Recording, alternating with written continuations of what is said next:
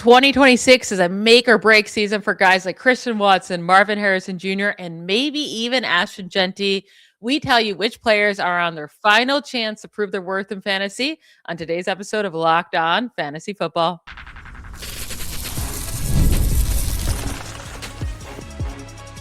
You are Locked On Fantasy, your daily NFL fantasy podcast.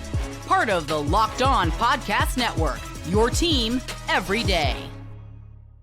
Welcome to Locked On Fantasy Football, part of the Locked On Podcast Network, now the #1 sports podcasting network. I'm one of your co-hosts, Michelle Magdziuk, and when I'm not doing this, I'm a researcher and fantasy analyst with NFL Network. And I'm your other co-host, Vinnie Iyer. When I'm not doing this, I'm writing about NFL fantasy and betting for sportingnews.com. Today, we are going to go through each position and say which players at those positions are on their final chance to prove their worth for fantasy. We're going to give them one more shot. And if they don't show us something this year, we are completely out, or we're out of paying up at the cost for them or whatever. But let's start with wide receivers. We did the same experiment last year. So we'll go through the picks that we made last year and say, are they dead to us or not?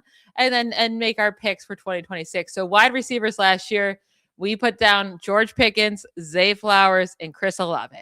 George Pickens for sure proved his worth. Let's go. We're willing to pay up for him. Zay Flowers, somehow he finishes a wide receiver 14. But again, it was just a really bad year for wide receivers. He would have been the wide receiver 25 with that same exact scoring in 2024. I think Zay Flowers showed us he is who he is. He's never going to be elite. So I'm done with paying up for him.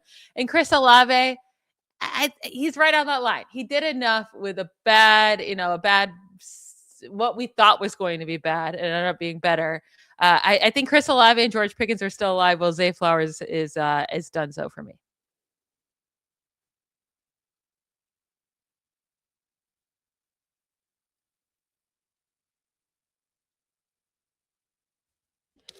Yeah, I think when you look at that, it is indicative of that, when these players are going to face this, right? I mean, you look at Chris Olave, he did get the targets, let's say that. It didn't work out with Spencer Rattler, but then things started to happen, Tyler Shuck. So he gives a little bit of hope for next year. Then you have George Pickens smashed it. I mean, it took a trade to the Cowboys, but it still counts. Like, he did have to prove himself there, and that's what that deal was. So, we'll see how it plays out this year. We have some very intriguing candidates.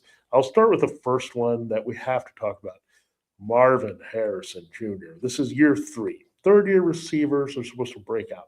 Every other Ohio State guy has broken out. Olave, Garrett Wilson, Jackson Jigba exploded. Emeka Egbuka was very good for much of his rookie year. Marvin Harrison's supposed to be the can't-miss guy. He was the number one of all these dudes.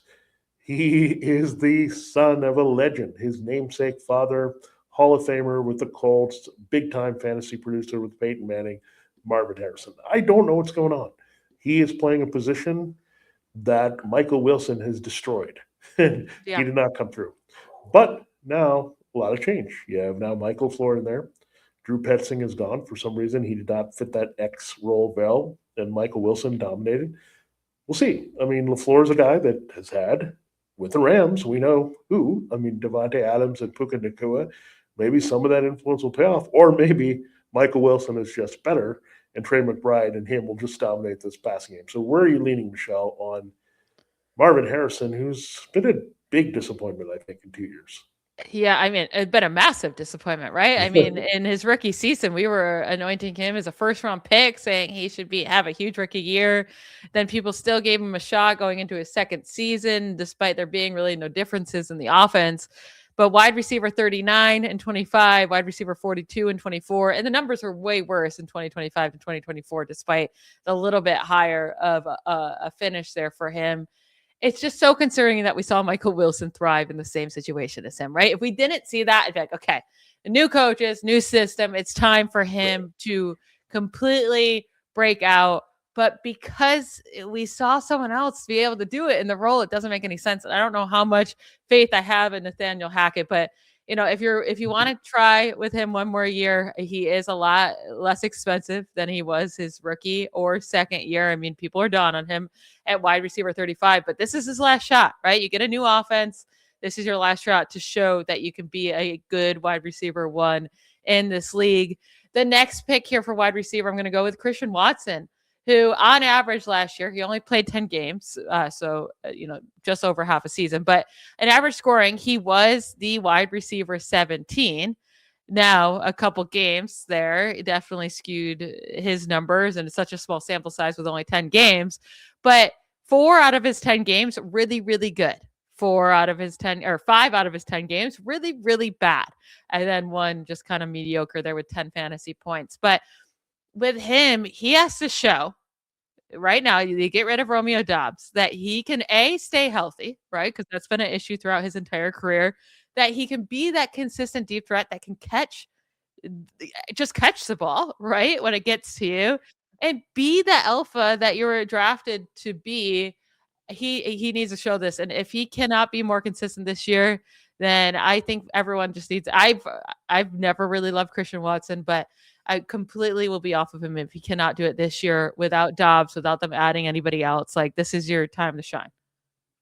Yeah, he should dominate the targets. Jaden Reed is basically not able to stay healthy at all. You have got these other guys, and they've worked in Dontavian Wicks. I'm not sure what you're going to get from Matthew Golden year 2 after being a blip on the radar as a first-round pick, and he could just be a speed dude, right? With Watson, he was a second-round pick. He got so much buzz coming out of North Dakota State. Everyone thought, oh, this is the reason that Devontae Adams is gone. They'll be just fine with Watson. That has not happened. He's not been able to stay on the field. He did flash that big touchdown kind of flurry early in his career, but can't stay healthy, gets banged up all the time. He should be dominating. Now, this is just one of those guys, Michelle. I'm going to use the buzzword again, or buzz phrase, wide range of outcomes. He's either going to be shooting up to wide receiver 15 or better, or he's going to plummet and be terrible this year and not be healthy. So take your pick on that one. But he's so talented. I want to bet that Jordan Love is going to trust him as the number one. But again, it's very risky, but I think I'd much rather take the risk on Watson because I've seen it at a high level versus Harrison at this point. Oh, no, I'd much rather go with Harrison than Watson because Harrison could get 150 targets, right, and really ball out. I never really respected Christian Watson as like this elite talent, even coming out of school, because every route he ever ran at North Dakota State was just wide open. I mean, no one was ever around him. So it was always easy. Dude can't stay healthy and he can't catch a ball. I mean, how many easy drops does he have? So I've never been really on the Christian Watson train, but for everyone else that has been, I've given you one more year. And then after that, I'll be yelling at you. Now, everyone can yell at me after this year on this next guy, Ricky Pearsall. I'm giving him one more year. He has been a guy I've been on, I mean, the story's there throughout his 2 years. Last year, injury-riddled season. It was supposed to be a slight knee injury and whatever. It just lasted forever. He didn't do much, just wide receiver 49 on the season in the games he did play. But he did have some really good games in there as well when he was healthy. 108 yards, 117, 96, 85. It's just he didn't score any touchdowns throughout the whole season. And then it was coming off his 2024 season where he didn't get much playing time, A, because he got shot right before the season. And then B, Kyle Shanahan doesn't trust rookies. So both of those things combined. But now this upcoming year, Brandon Ayuk, I know he's still on the team, but he will be gone. Juwan Jennings, unless they re-sign him, will be gone. Kittle coming off an Achilles tear. Mike Evans, they signed, but that should help Ricky Pearsall. Like, I really think that. Like, they're two completely different wide receivers. Evans is not this guy that demands a heavy target load. Evans should just be able to help Pearsall get open, have someone on the other side. So if Pearsall can't do it this year, can't be the guy, can't be a top 20 wide receiver, I guess I just have to completely give up on hoping that he can be a good fantasy asset. Yeah, this is the math I'm kind of doing here. Okay, so we're going beyond Juwan Jennings. Brandon Ayuk wasn't even a factor last year. So right now we're looking at, we have Mike Evans. We know he's replacing the big guy on the outside, maybe possibly Jennings here. The other thing that's developed is Christian Kirk has been added. So I don't think Kirk is a threat to anybody, but he is a slot. You kind of have the slot guy, you have the big outside guy. Now, if you add another receiver, if you're the 49ers, and there's some rumors that they could draft a receiver still, whether it's Jordan Tyson, Casey Concepcion, Omar Cooper Jr., there's all these guys that are out there in their wheelhouse of the first round. Now, if they draft one, this is not good news for Ricky Pearsall because he was a first-round pick himself. If they draft another guy and they have Evans and they have Kirk to play the slot, whatever you think about him, he's good at that role, right? He's really good at short area catching the ball. Poor man's Jalen Waddle. That's what Christian Kirk has been throughout his career. So, and we talked about him, Waddle, in the previous show. So if they draft somebody, worry about Pearsall. If they don't, then they have high hopes and he could turn it around. But maybe having Evans, having Kirk, some guys that are veterans that can draw some attention away will help Pearsall with some valuable targets. But then you worry about George Kittle. So this is, again, go either way move here. So we'll see how it plays out with Ricky Pearsall. Again, you can blame Michelle if it doesn't work out with the 49er, but we do have some other guys we need to look at. We have 3 running backs, and we have the 3 wide receivers that are all facing make or break. We'll get into all of those here in our final 2 segments.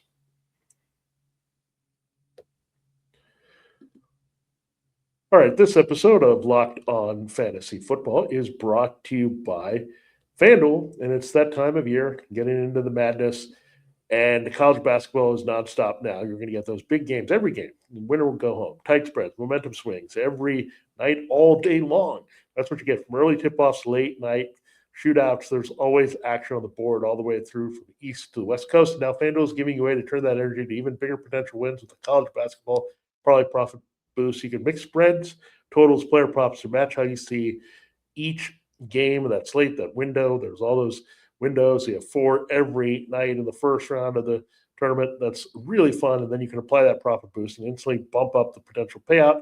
Go safe, go bold, ride with the teams you've been following all season that you trust. It's your parlay, your style, now with more upside behind it. Head to FanDuel.com to get started. That's FanDuel.com. FanDuel, play your game. This episode is also brought to you by Robinhood and Robinhood Prediction Markets. What if sports were traded like markets? Now you can put your sports IQ to work in real time with Robinhood Prediction Markets. It's not you against the house. It's you participating in a live market. You can buy or sell your positions live all game long. Use your sports knowledge in the moments that matter. Robinhood Prediction Markets changes the game. It's people moving the action. So momentum shifts. You can move with it. I always know the game, but now I've never had a dynamic way to apply that knowledge. Now I can actually take part live in a market powered by people. You're no longer just a spectator. Play, you decide. Trade every play with Robinhood, now available across the U.S. Download the Robinhood app now to begin. Futures and cleared swaps trading involves significant risk, is not appropriate for everyone. Event contracts are offered by Robinhood Derivatives LLC, a registered futures commission merchant and swap firm. All right, let's get into the running backs that we are giving one final shot to. Before we do that, I want to remind everyone, if you're already with us every day, the Everydayer Club is built for you, and you get your first month for free if you use promo code MARCH. And then it's just $5 a month after that. So still super cheap, and you get all of our shows Monday through Friday, ad-free, no interruptions. You get access to our Discord channel and more, just more ways to help us help you win your fantasy football leagues. Again, free month with your first month with code MARCH at lockedonfantasyfootball.supercast.com, or check the links in the show notes to learn more. All right, moving on to running backs here. Last year, our running backs that we said have one more shot to show something to us. That was Travis Etienne, and he certainly did it. We're very excited about him, even moving on to the Saints. Kenneth Walker, and he certainly didn't do it, but now that he was the, Super Bowl MVP, he has that exciting name. He goes to the Chiefs. So I think we're going to give him one more shot because he's changing teams. And then Ramondre Stevenson was our third guy. And no, it's not there. Bye. I'm done with Ramondre Stevenson. So, we got one out of ETN that made it. Kenneth Walker still a maybe, and Stevenson is a no. Now, this year, our 2026 picks, I want to start with Ashton Jeanty. And it might be a little mean or like a little quick to say we're only giving Ashton Jeanty one more chance, but it's one more chance to be an elite fantasy running back. He was the 6th overall pick in last year's draft. And then he went super, super early in fantasy drafts, anywhere from the top 5 overall picks to definitely the first round. And we just didn't get that production out of him this last year. He finished as a running back 17. He was highly, highly inconsistent as well. But we're willing to throw that out, right? It was a dumpster fire situation for the Raiders last year. All the coaches got fired. The quarterback situation with Geno Smith was terrible. The offensive line was terrible. Now they bring in Clint Kubiak, Tyler Linderbaum on offensive line. They get back Colton Miller. Hopefully better quarterback play. Fernando Mendoza can do something as a rookie. But Ashton Jeanty has to show us way, way more than last year in this situation for us to believe he can ever be a true elite fantasy running back in the NFL. Yeah, really, all the stars are aligning. You're going to have a legitimate quarterback situation. Your passing game is going to be better. Your blocking is going to be better.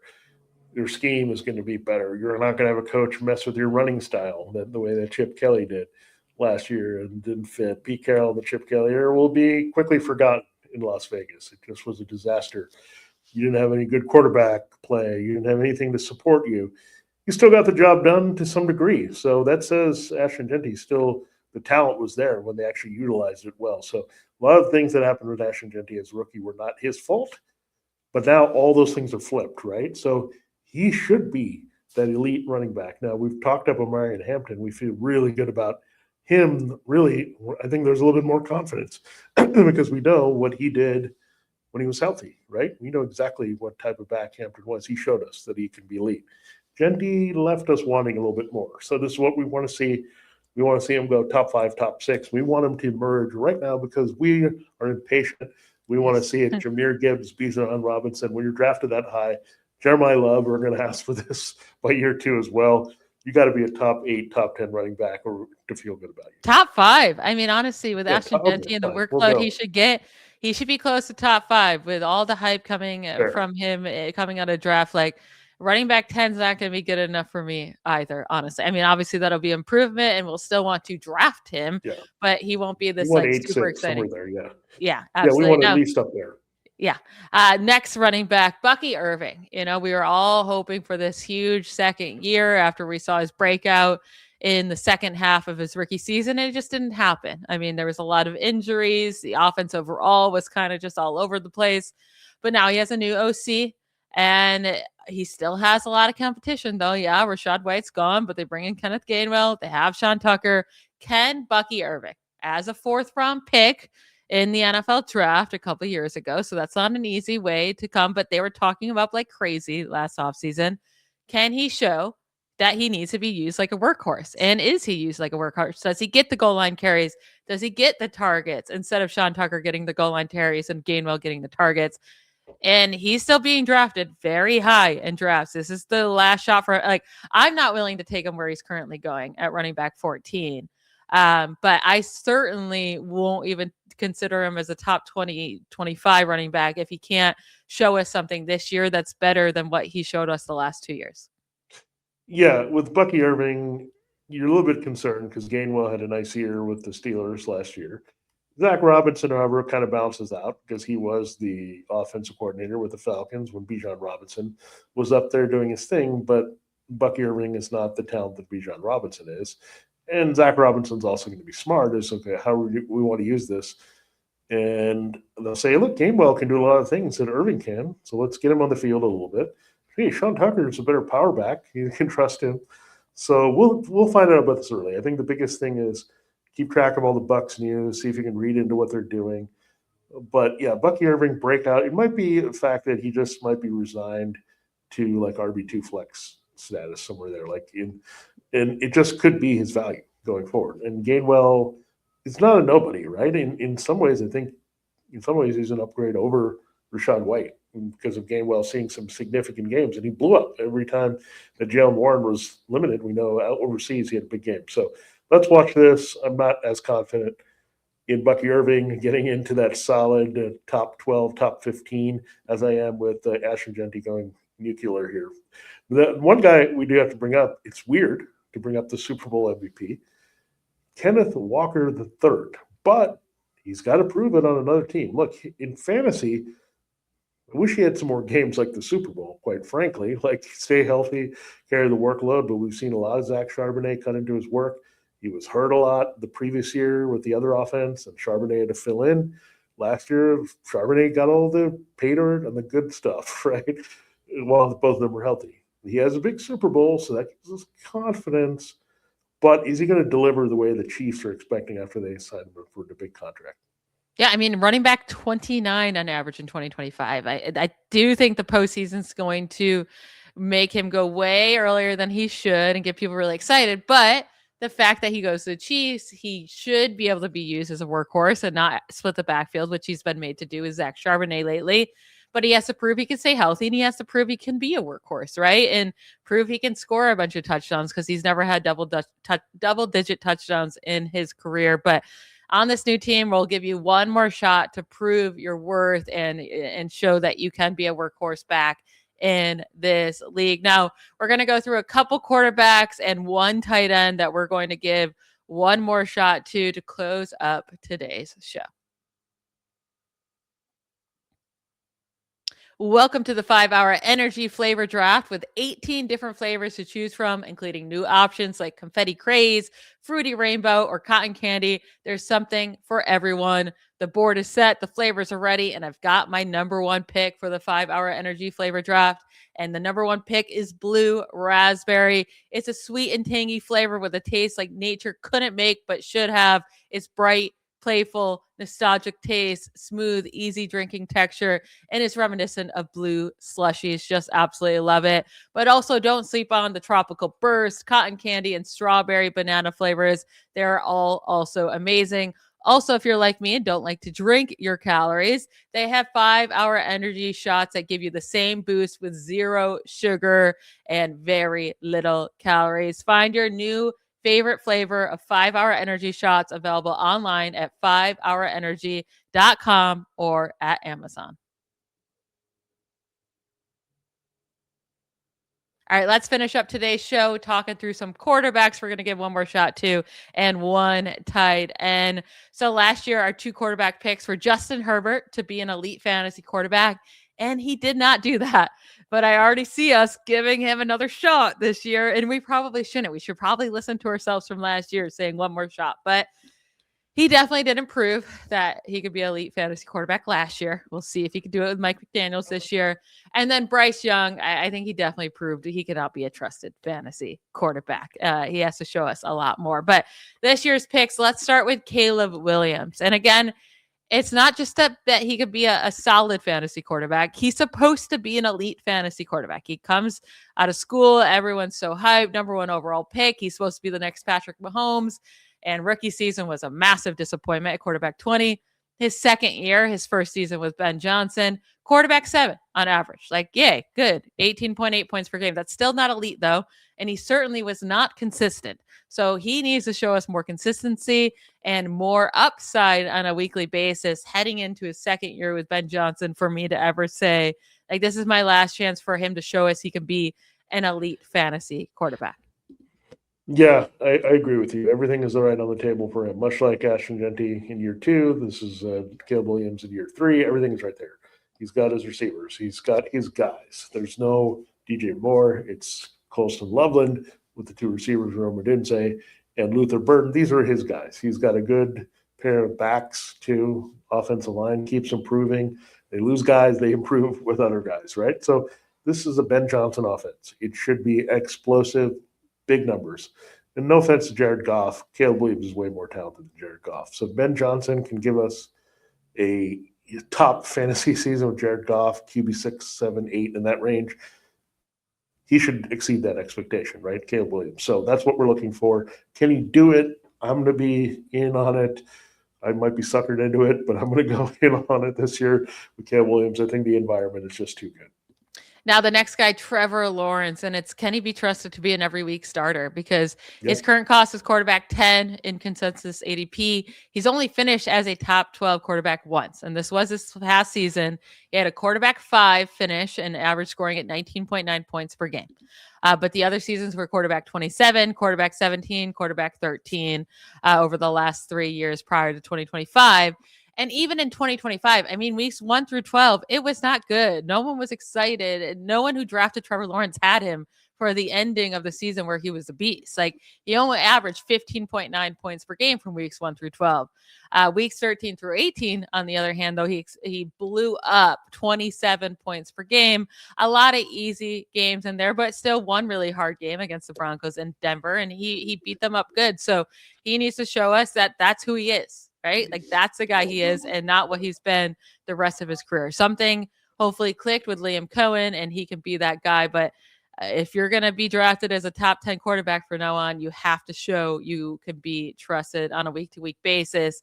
And then the other quarterback I'll just throw in here is Kyler Murray to get back to fantasy relevance, right? If you can't do it with Justin Jefferson and Kevin O'Connell's offense, then I think you're just done so, right? If you can't get back to your old days of being a good fantasy quarterback. Yeah, that's fair. I mean, Trevor Lawrence, the consistency factor brought it up with different guys. You don't want it to go up and down, up and down. He really surged in the second half of last season when he was the MVP candidate, but the early part was tough as he transitioned. He had to learn the Liam Cohen offense. There's no excuses this year. Liam Cohen's still there. They didn't lose their offense coordinator either, so everything is right there. And Kyler Murray, self-explanatory. When you get Justin Jefferson, you get Kevin O'Connell. If you can't get it done here, then we're done. Like there's no other place to save you as a quarterback. And then finally, let's look at our tight end. Sam LaPorta looked he gave us that one big rookie year, but he got hurt. He's been disappointing. He didn't finish last season. I think he has to stay on the field because, again, keep in mind, Drew Petzing, who did he work with last year? Trey McBride. So you need to give us, hey, look, Trey McBride and Brock Bowers have passed you, dude. Like, you got to give us this big scoring season. Do you think he gets it done here? Sam LaPorta in Detroit with the guy that helped McBride. Yeah, I'm willing to give him one more shot. But again, like to be an elite fantasy producer, because he's going to continue to go as a top 5, top 6 tight end. And his rookie season, he was a tight end 1. Amazing, right? But since then, tight end 9 in 2024, tight end 7 in 2025. Like you brought up, he got injured and didn't play the second half of last year, but he has to prove that he demands targets again in this offense, that he could be the second target behind Amon-Ra St. Brown. And that's hard when you have Jameson Williams and Jahmyr Gibbs, who are also contenders to be the second target in the offense. But if he can't get back to that with Drew Petzing, like really being utilized heavily, like Trey McBride is, then I do think that he just has to be one of those guys you consider a top 10 tight end, but no longer top 3, top 5. So we'll give him one more shot. But that is it for today's episode.